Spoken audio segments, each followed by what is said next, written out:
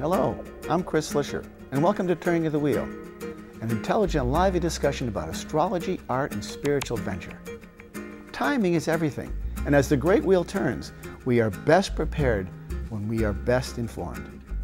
Join me as I explore concepts that allow us to broaden our view of the world. You'll hear interesting topics, meet fascinating guests, and discover who you really are.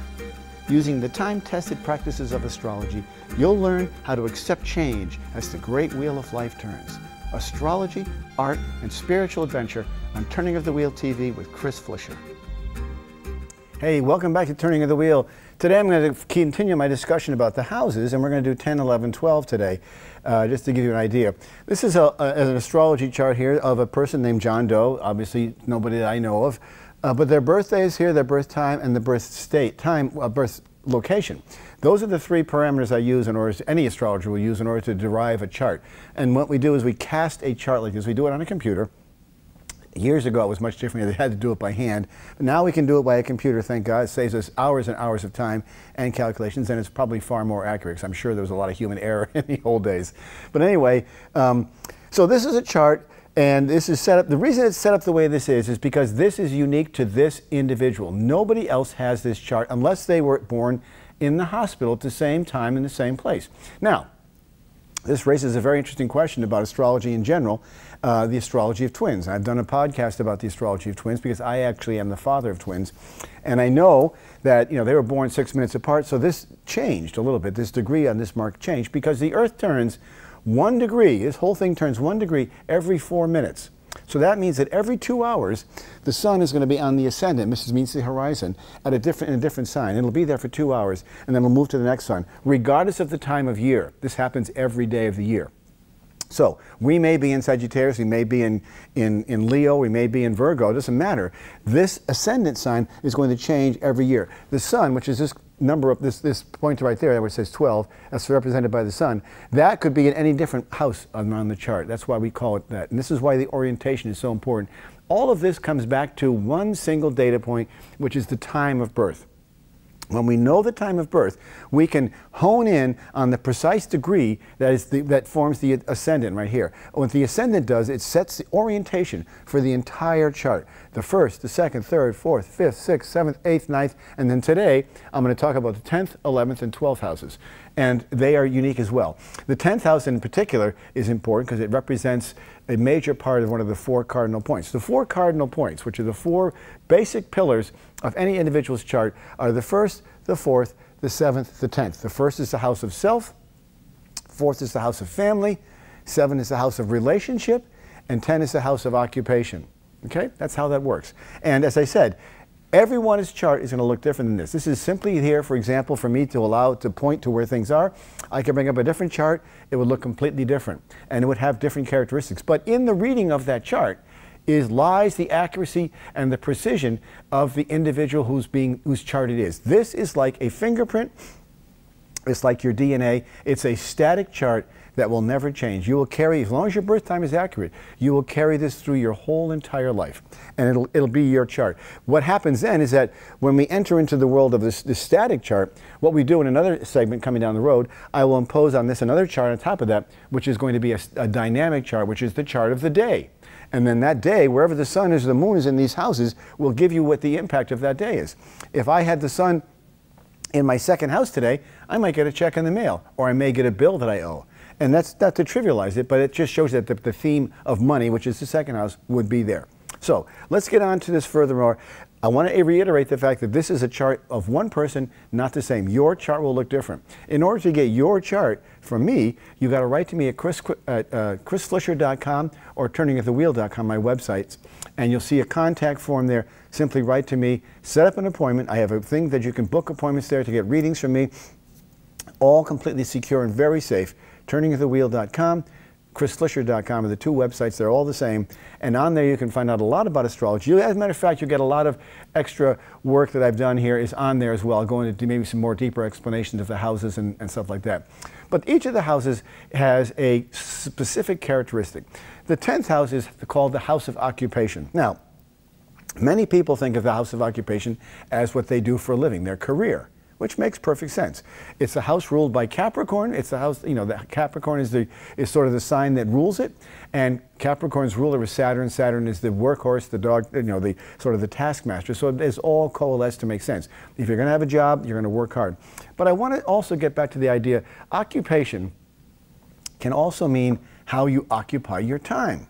So occupation can be, yes, it's your career, it's your job, it's how you make your money, but supposing you're a student, that is your occupation. Supposing you're a mother who stays home with the baby or a father who stays home with the baby, that is your occupation. Supposing you're in elder care, taking care of an elder person, that is your occupation. So it doesn't necessarily always come down to being a plumber, lawyer, doctor, airplane pilot, or whatever. It comes down to how you occupy your time. Occupying your time is important. And this is a great spot for people to learn how to expand their time and how to make their lives better, which of course is interesting because it dovetails back to the 9th house, which is where we have education and trying to get better skill sets. So if I had to pick one word, and I like one word because it's easier. If you got 12 houses, my gosh, you have to have one word for each. The 10th house, I would say, is occupation. And in that occupation, I would say career and what you do to occupy your time. That's very important. And there's a number of words that go along with it. It's a very important house in the chart. Everybody wants to know where their careers are. Everybody wants to know how they're going to make money, what kind of a job. This person looks as if, because they have these 2 planets in the 10th house, they've got Uranus and the moon there. Looks like and Uranus is obviously innovative and unusual. An unusual job with using emotions as their way of expressing themselves. That's a very important piece of what that's all about. So that's why that kind of makes sense right there for this person. This person could be someone who is a unusual, maybe a therapist or someone like that, because they're using emotions and the innovation skill to work together. I'm just making rough generalizations, but I'm trying to get you used to the idea of what the 10th house is. So let's delve into some of the things that we see in the 10th house. Achievements is a big word. Advancements, ambitious persons, aristocracy. That makes perfect sense. It's sort of, big aristocracy, sort of a proud authority, one's own personal authority, bosses, supervisors, chairman of the board, chief executives, business people, celebrities on a national stage would have that because celebrities, their occupation is to be celebrated, I guess. And so they have that whole idea. This also relates to one's standing in community. So it also has to do with community in some way, because if say you're the local real estate agent or your local insurance agent, your standing, your representation, your reputation is going to be based on what your occupation is. If you're a doctor in the local community, if you're a fireman, you're going to be, that's your standing in society. That's sort of where you people see you. That's your role in society, as your occupation. And we all have them. And people are different. That's what's so wonderful about being a human being. We are all different. And so because we all have different occupations, different strengths and weaknesses, we can find our way through it. And this is what you would find with an accurate, precise astrology reading, as long as you know the birth time. As a quick aside here, many people don't know how to get their birth time. Well, I always say ask your mother because she was there, obviously. But some people are adopted or come from foreign countries where the records weren't kept. The thing to do is try to ask a relative or somebody to try to get as close as you can. Don't forget, there's a 2-hour window for every sign on the ascendant. So there's a 2-hour time frame when that chart's clicking around, going around and around and around. And boom, when you're born, it's locked in place, and that gives you your characteristics. And so that's why it's important to know that. So, and also if in some countries, in some places, you can go to a place of public record, like the hospital where you were born, or the town hall keeps records of this stuff. You can find your accurate birth time there, and it's a really interesting thing to find because you'll know then. I happened to find my mother's birth certificate, like 5 years ago. My mother has been long gone, and I realized I didn't know this about her. I found the chart, and I ran up her chart, and it's amazing how accurate it was and how much it worked with me as an individual to her, because we both had, we had some very similar characteristics, which made a lot of sense in the long term. Looking backwards at our lives together, my relationship with mother was very good, and so I was able to bring all that information in, and it was just the most amazing aha moment I've ever had, because when she was alive, I wasn't into astrology. This was, many years ago. But then as I found this information, I still have to find my father, but when I found it, it explains so much about my youth, which is it would for you as well. If you know that information about your chart and this precision and the actual birth date, place, and time, the world in your life opens up, and you will have this enormous reconciliation of who you are. It makes sense because this is who you're supposed to be. You have no choice in this. This is your operator's manual. This is your instruction manual. This is your instructions on how to operate who you are. These are instructions for operating John Doe, for example. So this is the 10th house right here. You can see the 10 right there. The chart is split up in 12 houses. We're going to do 10, 11, and 12. Don't worry about the lines in the middle. I'll get to that at some other point in time. It's more important that you understand this is what an astrology chart looks like, and those who are qualified astrologers and understand how to read a chart can derive an enormous amount of information out of this. They can tell the person's ups and downs, strengths and weaknesses, assets and liabilities, and it's so rewarding, especially for somebody who's younger. If you're a high school student and you don't know what you want to do, and for example, this person was a high school student, didn't know what they want to do, I'd say try to do something very different that nobody else is doing. And I want to make another point here as well. This person perhaps maybe not have done this right out of the chute. They may not have gone on to become whatever this person may be right out of the gun, but they may have gotten there later in their life due to circumstances. So the chart sometimes doesn't always manifest immediately, but eventually you will live this, you will walk in the steps of this chart, this person will walk in the steps of this chart because it is their instruction manual, it is their owner's manual. This is how they're going to survive and exist in the world. Let's continue on with some of the words for the 10th house. I want to make sure you get a lot of them. Employers, dignity and disgrace. So public dignity and public disgrace. If you committed a public crime and you become a disgrace of the family, of the world. Years ago, women got pregnant out of wedlock. They were a disgrace. That would have been highlighted by the 10th house and activity there. Thankfully, it's not the case anymore. Esteem, executives, fame and famous people. Father of a man, father-in-law of a man. Financial relationship with foreign countries. This is a different one. This is more of a mundane characteristic, which I'll get into at another time. Friends, losses from friends, government progress, government service, government grandchildren. And what's interesting about this is that the 10th house, as you know, if you've been following along, which I hope you have, the 10th house is directly opposite the 4th house. The 4th house is the family. So there's going to be a direct connection there. You know, we live our lives between these, primarily between these 4 houses, the 1st, the 4th, the 7th, and the 10th. Self, home, relationship, occupation. So it makes sense that we all live a balance. You know, we talk about the work-life balance. This is a perfect example. Work-life balance has to work together.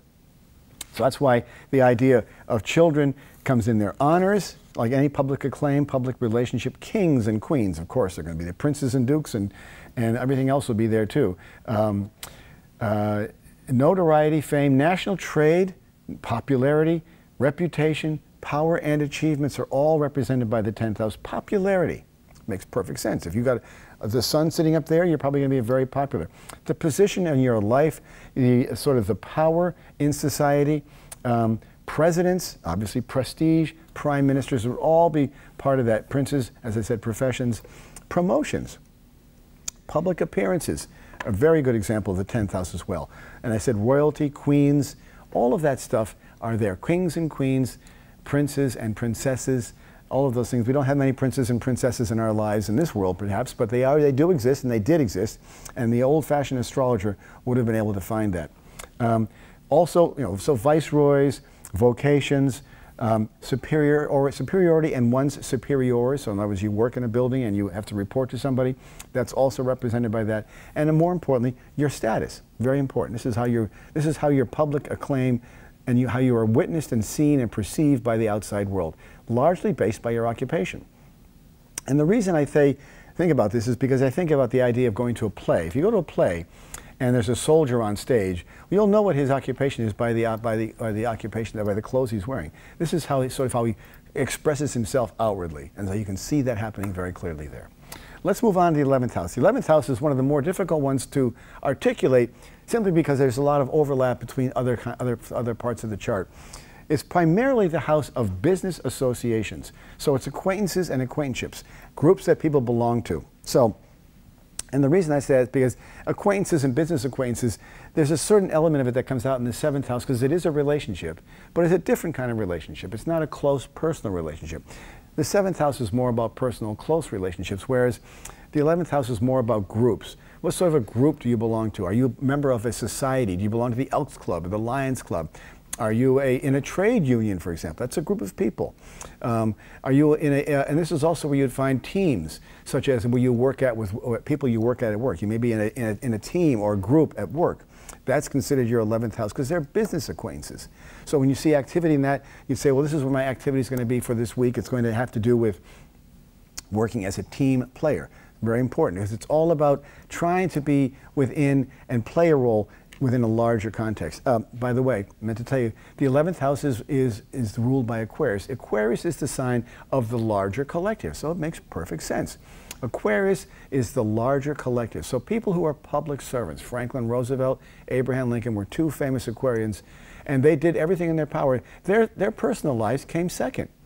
You know, how could a man be crippled and live and be elected 4 times, as Franklin Delano Roosevelt was, and not have his focus be drawn to himself? He wasn't playing pity on himself. He was helping the world. His whole goal was to get better things for the world. Social Security, Medicare, all of these things came about as a result of Franklin Delano Roosevelt, amazing president. And Abraham Lincoln is the same. Had a terrible time, great personal loss in his life. He lost his child, his beloved child, Willie, and had a very sort of contentious marriage, and yet he spent all of his time trying to heal this country, bring together, bind those wounds of this country with malice towards none. I could get off on the Gettysburg Address, but I'm not going to. So let's delve into some more of the ideas and words, adjectives that apply to the 11th house. Ambitions, aspirations, associates, very important. Benevolence, brotherhoods. I mentioned the brotherhoods. So there's the Brotherhood of the Lions or the Kiwanis clubs. These are clubs that get together with a common purpose to do good. Typically, the Elks and the Kiwanis clubs are all there to do good. The Lions are all there to do good as a collective body working with a society. So it's very important that those all work together. That's why that word works so well. Business and finances from one's friends. Finances from one's friends or business from one's friends. So this would be a transactional thing. And again, the word friend is probably better assigned to the word acquaintance, because the friendships come through perhaps in the 7th house more so, whereas acquaintances come through in the 11th house. Now you know the difference between a friend and an acquaintance. You may be a traveling salesman, say for example, and you stop in at different places all throughout the course of the day. Those are acquaintances. You're going to stop in, you're going to talk about the baseball game, you're going to talk about the weather, the stock market, or whatever. Common themes that are sort of mundane, everyday chitter chatter. You see it when you go to the doctor and they start talking to you about the weather or whatever. You know, they go off to try to fill up with, you know, filling up the conversation space there.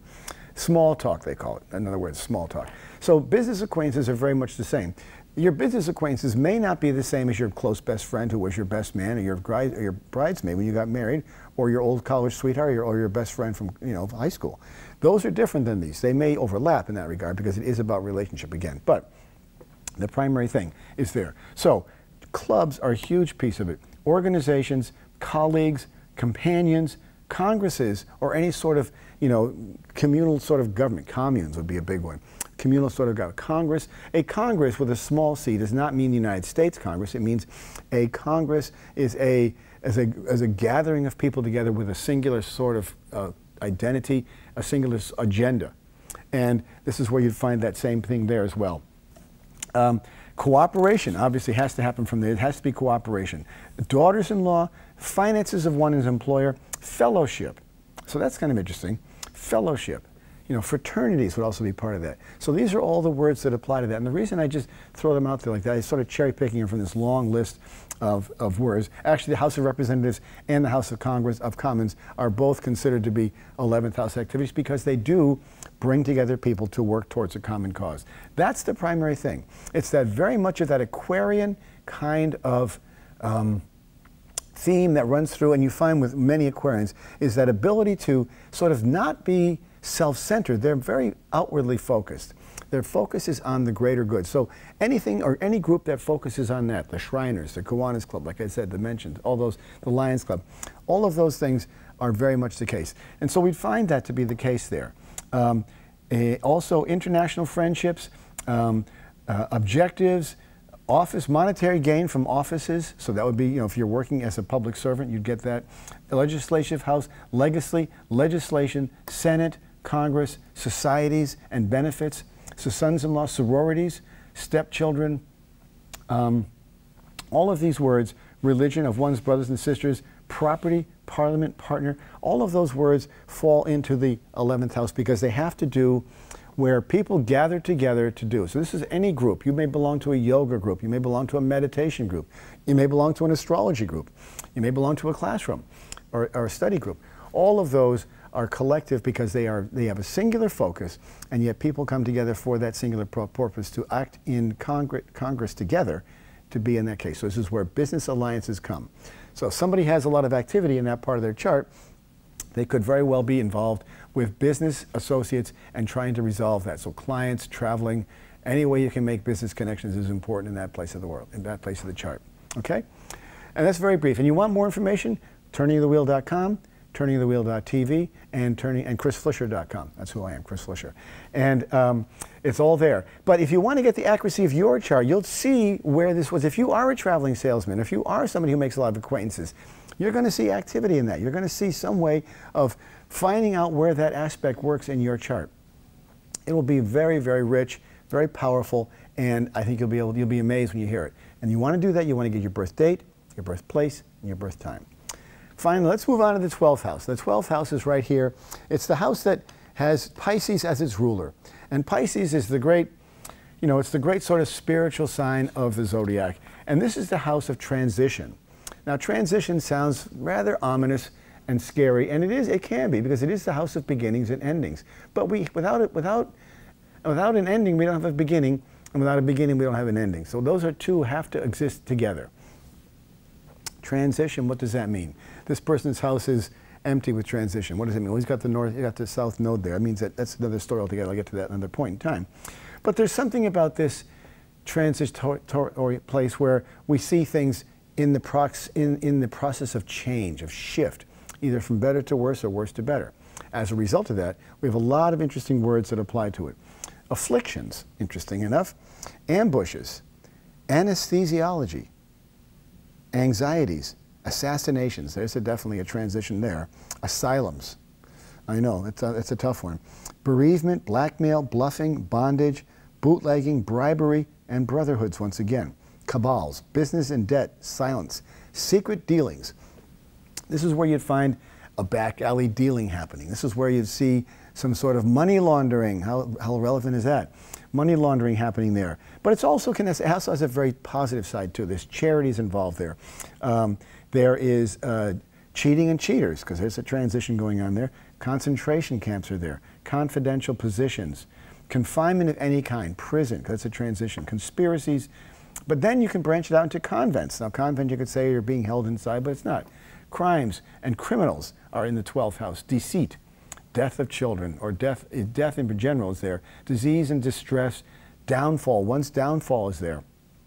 Drugs in general, because drugs are a transition, and they can be, they can definitely take people down, as we all know. Enemies of the nation, or enemies, secret enemies of you or a person. Any sort of falsehood takes place there. Health, serious states of health and grief is there as well. That makes perfect sense. Hospitals, hospitalization, because they do serve. Hospice, of course, would be in their transition, but also a maternity ward. Hospice and maternity wards, where we have the beginning in one and the ending in the other. So it does make sense that that would be there. And it makes a great deal of sense. Journeys, institutions, charitable primarily, institutions of confinement, which would be, being confined in a correction house or a detention house of some sort, jails and jailers, karma and karmic responsibilities. Oftentimes, this is a house where we look to see if there's a past life selection there. Something has to do with something about what they did in the past life, or where they're. They often say that evolutionary astrologers will often look to this area of the chart to see if they can find where the past life of the individual was, and what was the process there, and what was their occupation there.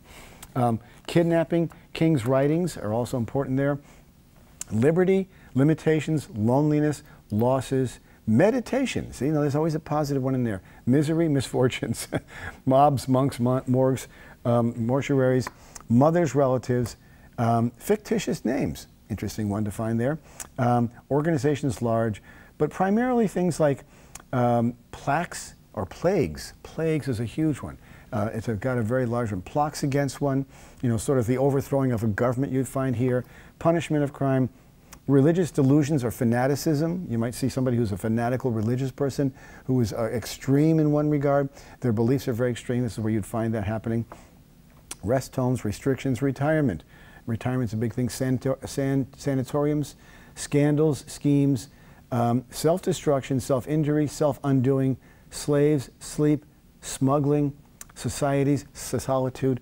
All those are represented by this. Now, what happens if somebody has a sun in the 12th house? They're probably going to be seeing a lot of this in their lives, or probably already have a lot of that. And I've seen people with those positions or prominent positions there, and it is spot on. The accuracy is simply astounding. I know a client who lost his mother, and his mother's son was in his 5th house representing the child, and it's the exact same degree of Scorpio in his chart at 22 degrees. And it's just the precision. This is what I mean by precision. When the numbers match up precisely between two people and the story is there to support that, all you can do is scratch your head and say, wow, this is just amazing stuff. It works so accurately. A few other ones that we have here: sufferings, suicides. Makes perfect sense. That's a transitional state.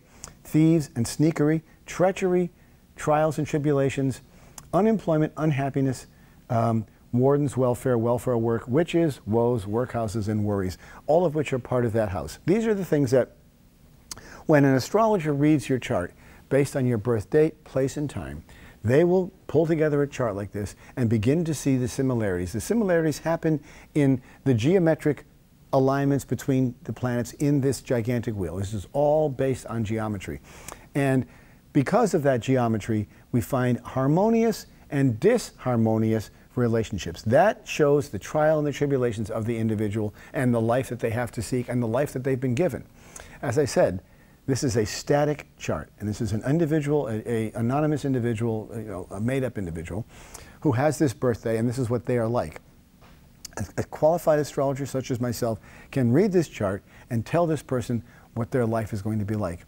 And as I said, oftentimes the chart manifests itself at different places and times based on outside activity. So a person may grow up being a salesman, a shoe salesman, just for example, off the top of my head, and then later on they go through a sort of a horrendous traumatic part of their lives, and they reevaluate their lives, and they go back and they decide they're going to do something different, and they go on to become, let's say, a pastor or a minister or a priest.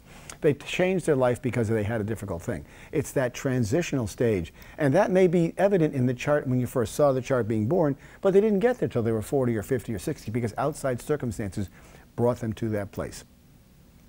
Before I end this segment, I want to reiterate, this is the houses, and you can get more information from me if you take one of my classes at the local high school. I do that, AB Community Ed. You can get a class coming up in the fall here.